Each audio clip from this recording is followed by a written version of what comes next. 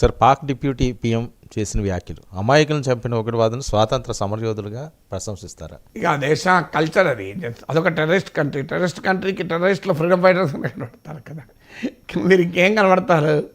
ఇప్పుడు ఇప్పుడు మనకి ఇక్కడ నుంచి అచ్చంపేట దాటినాక శ్రీశైలం పోతుంటాం కదా, ఆడ పెద్ద అరణ్యం ఉంటుంది, గేట్లు మూసేస్తారు. ఎందుకంటే రాత్రిపూట ఈ నాక్టర్నల్ ఎనిమల్స్ అంటారు, రాత్రిపూటనే సంచరిస్తాయి పెద్ద పులి. ఇవన్నీ అవి స్వేచ్ఛగా సంచరించటానికి ఆ ప్రాంతంలో మీకు 9 తర్వాత అనుకుంటా శ్రీశైలంకు పోనివరిగా నువ్వు వెళ్ళినా కారు అచ్చంపేట దగ్గర పెట్టుకోవాల్సిందే, మన్ననూరు దగ్గర.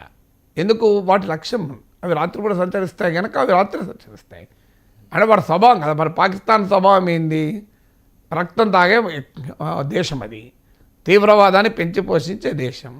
ఇక ఆ దేశానికి తీవ్రవాదులే ఫ్రీడమ్ ఫైటర్ కనబడతారు, ఇంకా వేరే వాడు ఎవడు కనబడతాడు? అందువల్ల కాశ్మీర్ అనేది తమ దేశానిది.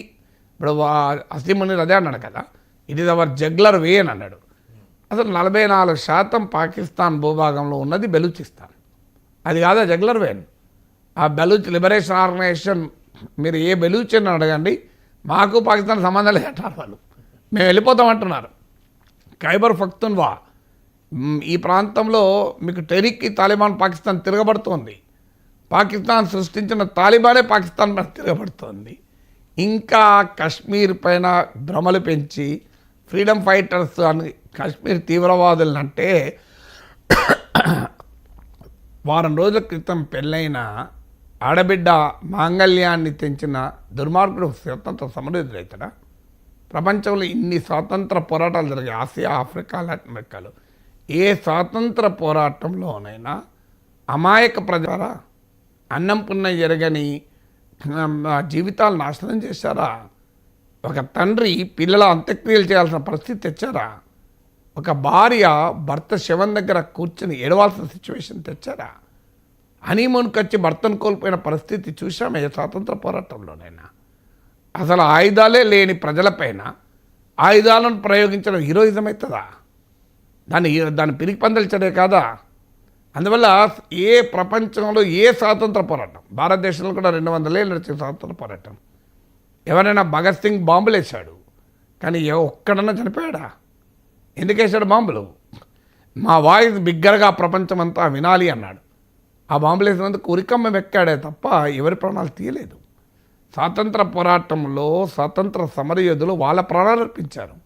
ఎవరి ప్రాణాలు తీశారు? అనివార్యమైనప్పుడు తప్ప జలియన్ వాలాబాగ్ లాంటి ఉదంతం జరిగితే మీకు అలాంటి సందర్భంలో దానికి బాధ్యులైన క్రూరులపైన ఏమైనా అటాక్ జరిగితే జరగవచ్చేమో, కానీ మీకు సాధారణ బ్రిటిష్ పౌరుల్ని ఒక్కరినైనా 200 ఏళ్ళ భారత స్వాతంత్ర పోరాటంలో చంపిన ఉదాహరణ ఉందా? ఓ జనరల్ డయ్యర్ లాంటి వాళ్ళని చంపడం వేరు కదా. ఒక్క ఉదాహరణ చెప్పండి. అట్లుంటే బ్రిటిష్ అధికారులు ఇక్కడ బతికేవాళ్ళ? కానీ ఇండియా ఇంత చరిత్ర కలిగిన స్వాతంత్ర పోరాటం 200 ఏళ్ళు. సౌత్ ఆఫ్రికాలో నల్లజాతీయులు శ్వేతజాతి దురహంకార పాలనకు వ్యతిరేకంగా నెల్సన్ మండేలా, ఆలివర్ టాంబోల నాయకత్వంలో విరోచిత పోరాటం జరిపారు. ఎక్కడన్నా సాధారణ వైట్ పాపులేషన్ చంపారా? చూడండి మీరు ఎక్కడన్నా. సో అందువల్ల మొదలు స్వాతంత్ర పోరాటం అంటే ఏంటో అర్థం కాదు పాకిస్తాన్కు. అయినా ఒక తీవ్రవాదాన్ని ఎగుమతి చేసే సాంప్రదాయం కలిగిన ఒక దేశానికి సంస్కారవంతమైన భావన కానీ భాష కానీ ఉంటుందని మనం అనుకోతే అది మన అమాయకత్వం అవుతుంది. సార్ జేడీ వాన్స్ భారత్లో పర్యటిస్తున్నప్పుడు ఈ కట్టాటం, కానీ వాళ్ళు ఎవరు కూడా నోరు మెదపరా ఇలాంటి అంశాలపై? సార్ నోరు వాస్తవంగా అంటే ఒకటి సాధారణంగా డిప్లొమాటిక్ మిషన్స్లో ఉన్నవారు ఒక 2 దేశాల మధ్య జరిగే సంబంధాలపైన చాలా జాగ్రత్తగా ఉంటారు. ఎందుకంటే జేడీ వాన్స్ పర్యటన సందర్భం వేరు, కాంటెక్స్ట్ వేరు. బట్ ఏదైనా మీరు అన్నట్టు టెర్రరిస్ట్ అటాక్ జరిగింది కదా, పాకిస్తాన్ ఖండించలేకపోవచ్చు అమెరికా ఉపాధ్యక్షునికి, కానీ తీవ్రవాద దాడిని ఖండించాలి కదా. ఇప్పుడు మీకు వరల్డ్ ట్రేడ్ సెంటర్లో చనిపోయిన వాళ్ళేమో బాధితులు, పహల్గాంలో చనిపోయిన వాళ్ళు బాధితులు కారా? ఒక్కసారి అమెరికా ఆలోచించాలి. అమెరికా వైస్ ప్రెసిడెంట్ ఇండియాలో ఉన్నాడు. లెట్ హిమ్ ఎక్స్ప్రెస్ సారో, కన్సర్న్. నాకు అంటే మీడియాలో అయితే రాలే ప్రముఖంగా. ప్రముఖంగా నేత ఎక్కడ రాలే మరి సబ్జెక్టు కరెక్షన్ ఎక్కడైనా ఖండించాడో తెలియదు. మరి కోర్స్ వైస్ ప్రెసిడెంట్కి అంత ఫ్రీడమ్ ఉంటుందా? అందులో ట్రంప్ లాంటి వాళ్ళ దగ్గర వైస్ ప్రెసిడెంట్గా పనిచేస్తే ఫ్రీడమ్ ఉంటుందా? బట్ ఇండియాలో పర్యటిస్తున్నాడు కనుక అట్లీస్ట్ ఈ కూడా made a statement condemning act of terror. మీరు ఇజ్రాయెల్ పైన దాడి జరిగితే ఖండించింది కదా అమెరికా. మరి భారత్ పైన జరిగిన తీవ్రవాద దాడి పాకిస్తాన్ మిత్ర దేశం కనుక మరి ఆలోచించిందో తెలియదు. పాకిస్తాన్కి F-16 యుద్ధ విమానాలు ఇచ్చింది అమెరికాయే కదా. దాన్ని టెర్రరిస్టుల మీద వాడమని ఇచ్చినామని చెప్పారు. ఏ టెర్రరిస్ట్ మీద వాడారో మరి తెలియాలి.